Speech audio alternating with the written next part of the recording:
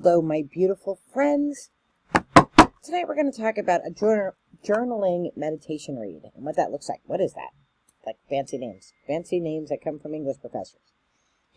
Well, what I do is I do a rune reading or I do a card reading, and then I write in my journal based on whatever the cards say. And I think a minute and I ask Spirit to just guide me to what Spirit wants me to think about.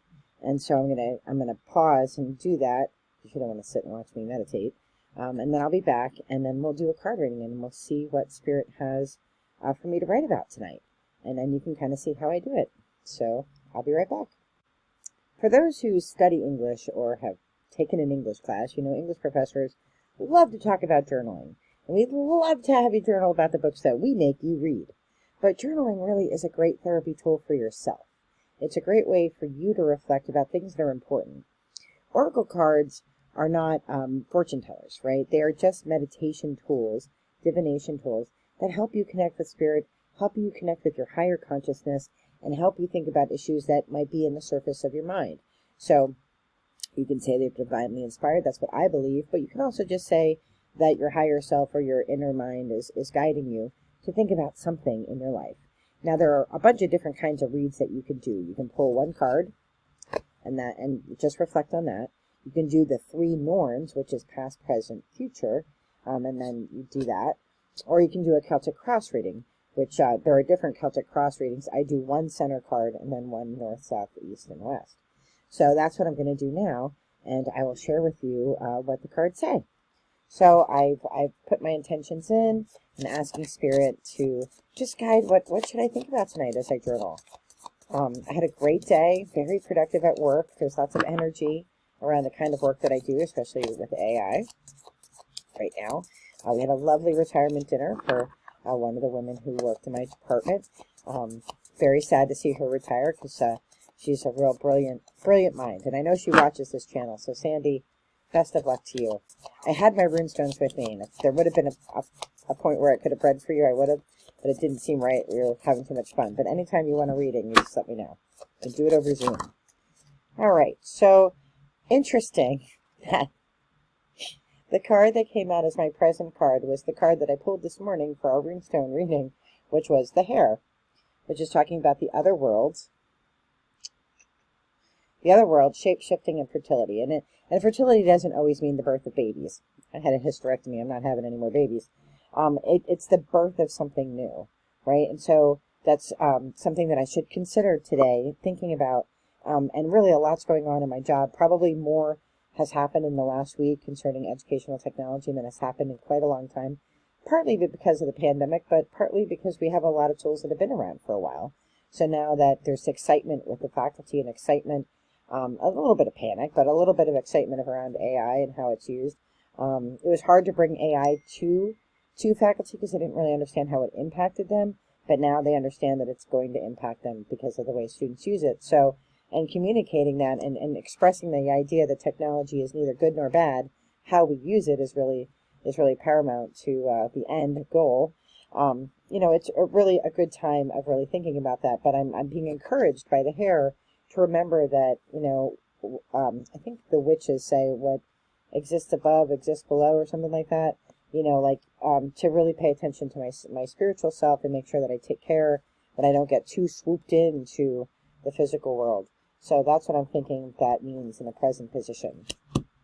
The next card I pull is influences that have led me to this issue that I'm thinking about. So things that I should consider as part of sort of the background of this issue. So we ask Spirit to give us a card. A whole bunch popped out, and since I only picked one for that position, I just asked Spirit to pick one for that position, the best one. I kind of flew out, but didn't flip over. Spirit's like, I'm going to pick the cards. One of us is picking the cards. I'm listening, Spirit. Which card would you like me to take? There we go. All right, Spirit wants me to have these two. So, surrender, letting go, freedom, and flow. And Gwyneth, the mother, nurture, and present. So, I have to think about that for a minute. So, the mother figure which comes up often in my readings and in one of the positions, and surrender, which comes up as well, is about knowing that you've always been called to create whatever is being birthed in this present fertility position. You've always been called to do this. Whether you've blocked that out or whether you've ignored it, you've been called to do this work, and you have to let go of your ego.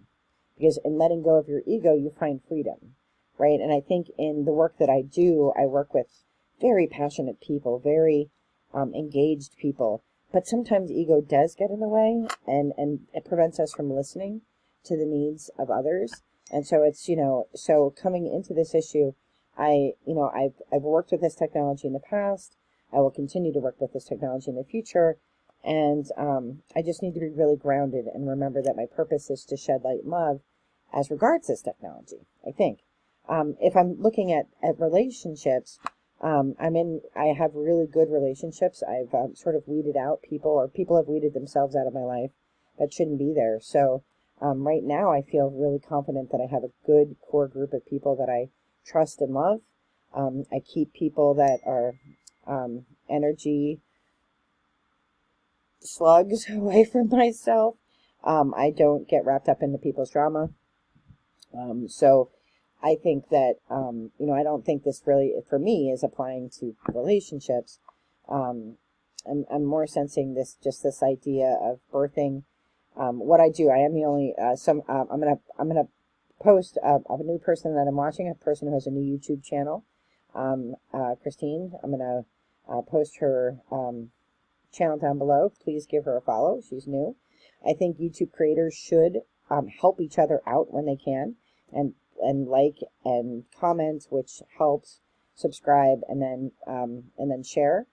She does a cool thing with makeup and magic, and I don't wear makeup, so I'm always like, wow, she's putting that mask on. Holy crap! She said, and she's right. I did know this because it was one of the reasons I did it. I'm the only person who reads runestones every day. Lots of people read tarot, lots of people read oracle, but I'm the only person who reads daily runestones. So on YouTube. So that's kind of exciting. But I hope more people follow. I mean, I'm happy with how it is. I don't look at the subscriber count. I don't look at the view count because I do this because Spirit calls me to do it. And if the channel takes off, that's great. But if it doesn't, it's still meaningful to me because it's like a video journal. So, and I hope it brings meaning to one person. If it brings meaning to one person, then I think I'm happy. Spirit's definitely happy. So I think that I'm just being called to remember that I've been called to do this work. I'm called to birth something new. So now we look at the position in the southern space, and that is, what are the influences that you cannot control? Because, in every situation, there's things that you can't control. The weather, something like a dictate from your boss, something in your finances, you might not have money to do something. So there's always something you can't control. So what is it? What is Spirit telling me I should look out for that I can't control? And to accept that I can't control it. Spirit is chatty. I got the portal card, which is change, gateway, new beginnings. So this was coming, this birth of this whatever I'm creating is coming, and I can't change it. I've been called to do it, and I have really been called to spiritual things my whole entire life. As some of you know who've watched the channel, I was going to be a nun. I've been a camp director at an Anglican camp for years. I was very, very involved in the Anglican church. I'm no longer so much a churchgoer. I'm spiritual, but not necessarily religious. But I've been called to this work my whole life. So, I can't help it. I've been called to this. And apparently now is the time. At 50, now is the time. Our next card that is in the Western position is what we can control.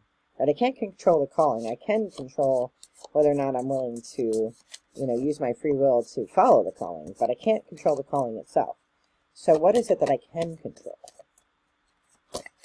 Ask Spirit just to let me know what it is I can control. Oh boy. All right. We have Bloodwood, and this is wisdom, power, and transformation. So that's exactly what I was just saying. I can control whether or not I'm going to let that portal open and allow wisdom to flow through and allow it to transform me, allow it to transform my practice without ego, allow spirit to flow through so that folks see light and love. I have the power to open and close that gate. So I need to keep the gate open, right? So that this new thing can be birthed, as we heard in the hair card, right? And then the final card is often confused because people think it means like what the outcome is going to be. But remember that we don't predict the future with in the Celtic tradition, so because we have free will. So it does mean outcome, but it kind of means like here's the outcome that you can think about, a potential outcome that could happen if you follow the directions of the cards, or a potential outcome that could happen, if you don't follow the cards, right? Just, a potential outcome. Not necessarily what the outcome is going to be. And then we have the pentagram. Protection, balance, and unity. And growing up in the church, I was always taught that this symbol was bad. It is not bad. Doesn't mean the devil. It means protection, balance, and unity. You can see this is a dream catcher. If you look around, I don't know if I still have one behind me. Yeah, you have one back up here on the wall. And they're all around my house. I have one on my door. The Native American dream catchers. Just be judicious in what you believe that you've been taught by folks whose best interests are served by scaring the crap out of you over nonsense. So, I wanted to pull this up. So, when I look at the potential outcome, I'm going to be, protected. I know, like my friend tonight was laughing at me because I was telling him what I believe, and he was like, "Oh, that's just nonsense." It's all right. You don't have to believe it. And nobody has to believe what I believe. That's the beauty. That is the beauty of being free, is that you are free to believe what you want to believe. And you can think I'm full of crap. You can think I'm full of nonsense. That's fine. Only I have to believe it, right? And we get in trouble when we force our beliefs onto other people. So I'm not forcing anyone to believe what I believe, but, I believe in the universe. I believe in God. I believe that, he reaches out to us with whatever tools we're willing to work with him with. And this happens to be the tool that I'm using right now. Prayer works. Rosaries work. Intention beads work. Prayer beads work. Whatever you have that connects you to spirit and to your higher self and helps you think and meditate and focus on bringing light and love in the world.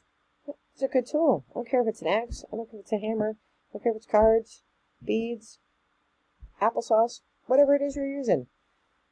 To bring light and love in the world, let's do every single thing we can to bring it.